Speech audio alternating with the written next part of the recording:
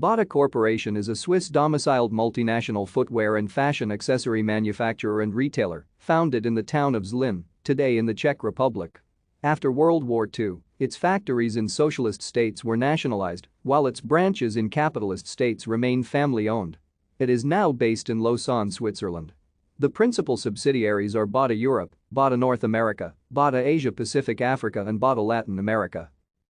A family-owned business, the company is organized into three business units: Bata, Bata Industrials and All AB.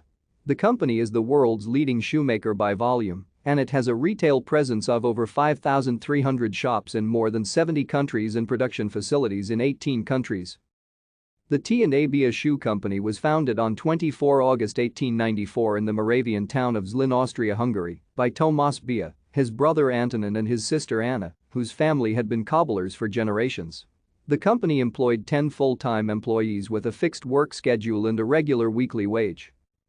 In the summer of 1895, Tomáš was facing financial difficulties. Thank you for watching. Like and subscribe if you would like to view more of our videos. Have a nice day.